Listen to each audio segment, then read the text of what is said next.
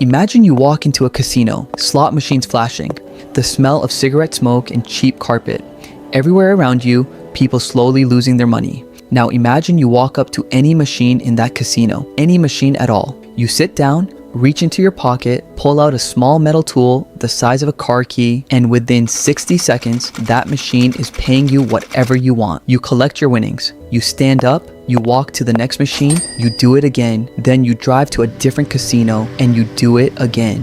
Every single day for 16 years. This is the true story of Tommy Glenn Carmichael, the man casinos couldn't stop, the man who stole over $16 million in broad daylight, and the man who eventually taught every casino in America exactly how he did it. Tulsa, Oklahoma, 1980. Tommy is 35 years old, high school dropout, works as a TV repairman and a locksmith out of a small shop, makes $18,000 a year. His bank account is overdrawn. His credit cards are maxed. His car needs repairs. His kids need shoes. But Tommy has a gift. He is extraordinary with his hands. Give him a broken lock, he'll have it open in 5 minutes without a key. Give him a television with no picture, he'll find the bad capacitor in 10. Tommy understands mechanical systems the way musicians understand sound. He feels them.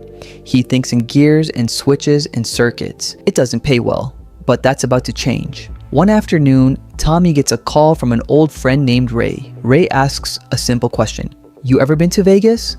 Tommy says he can't afford it. Ray says, what if I told you there's a way to make money there using your exact skills? Ray explains it slowly. Slot machines are mechanical. They have moving parts, sensors, coin counters, switches. And if you truly understand how they work, you can manipulate them. Ray pulls out a small bent piece of metal attached to a wire. Looks like nothing. He calls it a slider. You insert it into the coin slot, it blocks the coin counter, and the machine thinks you're feeding it quarters when you're feeding it nothing. Tommy stares at it. Then he says the words that change his entire life. Show me how it works. 2 weeks later, Fremont Casino, downtown Las Vegas. Tommy's heart is hammering. His hands are sweating. He's never stolen anything in his life. Ray works a machine nearby, casual, relaxed. Tommy watches him slip the slider in, watches the reels spin, watches 3 cherries line up. The machine dumps quarters into the tray. Ray scoops them up and plays again. Now it's Tommy's turn. He inserts a quarter. His hand is shaking as he pulls the slider from his pocket.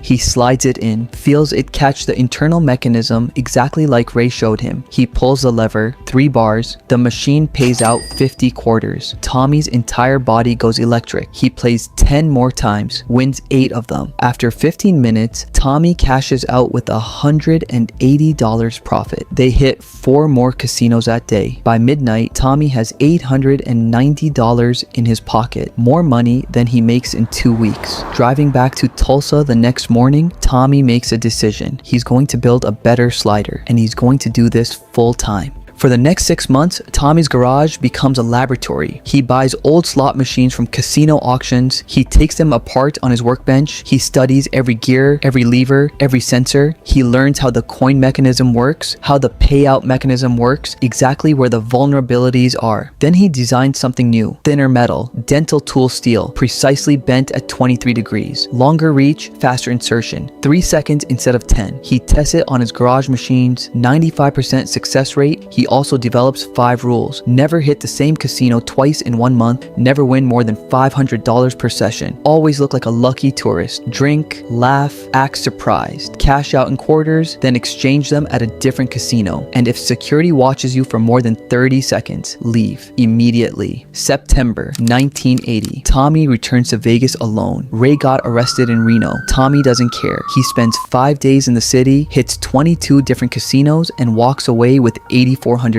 He drives back to Tulsa and quits his job. I'm going into business, he tells his wife, doesn't say what kind. For the next 4 years, Tommy runs the circuit. Vegas, Reno, Atlantic City, Mississippi riverboats, Indian reservation casinos. He's making $60,000 to $80,000 a year, more than he ever dreamed possible. But casinos are learning. They start upgrading machines, new sensors, anti-manipulation shields. By 1985, the slider stops working on new machines. Most cheaters would quit. Tommy goes back to his garage. He buys one of the new second generation machines, spends 3 weeks taking it apart, and finds the weakness. The coin counter uses a mechanical switch. When a coin passes, it flips the switch. That switch sends a signal to the payout mechanism. If you could reach that switch manually and trigger it with your hand, Tommy builds a new tool. He calls it the monkey paw. Guitar string, high E, the thinnest possible wire, attached to a thin metal rod bent at the end like a hook. Total length 12 inches. You insert it through the coin slot, navigate past the shields, hook the mechanical switch, and trigger it manually.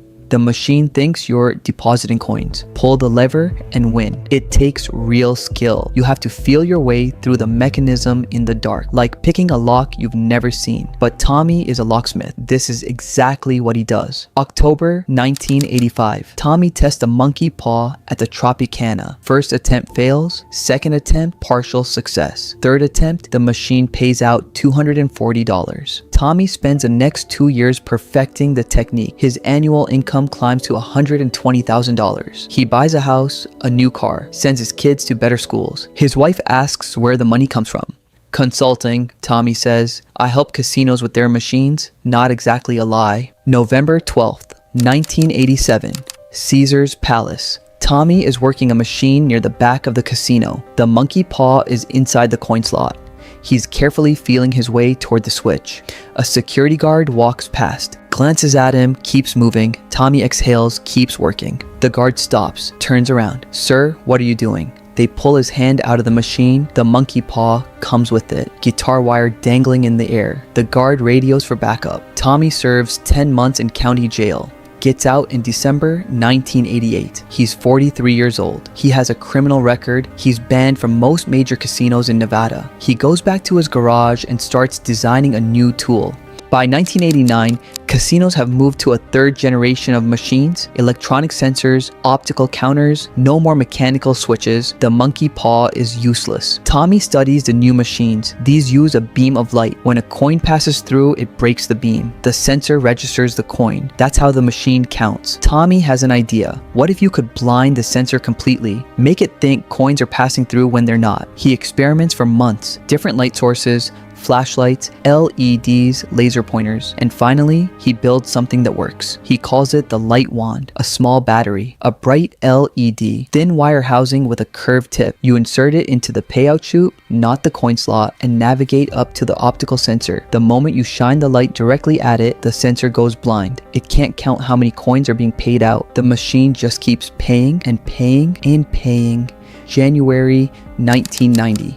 Circus, Las Vegas. Tommy plays a dollar machine, loses 5 times. On the 6th spin, a small win. The machine starts its payout. Tommy slides a light wand into the chute, activates it. The machine continues paying. He lets it run for 90 seconds, $850 in quarters. He removes the wand, no error, no alarm. He cashes out and walks away. The light wand changes everything. 1990 to 1996, Tommy's golden years. The light wand works everywhere. Vegas, Atlantic City, cruise ships, Indian casinos, casinos in Australia and Europe. Tommy develops a precise daily system. Morning, hit 3 to 4 casinos, 2 to 3,000 each. Afternoon, a different area, 3 to 4 more. Evening, back to the strip, 5,000 to 8,000 more. Daily average, $12,000 to $15,000. Annual income, $2 million to $3 million. But Tommy is careful. He doesn't look rich. He drives a normal car, wears average clothes, stays in mid-range hotels. He spreads his wins across hundreds of casinos. Never hits the same place more than once every 6 weeks. He never celebrates wins, never tips extravagantly, never draws attention. Tommy looks like a retiree who plays slots, sometimes gets lucky, usually loses. By 1995, he has stolen an estimated $12 million.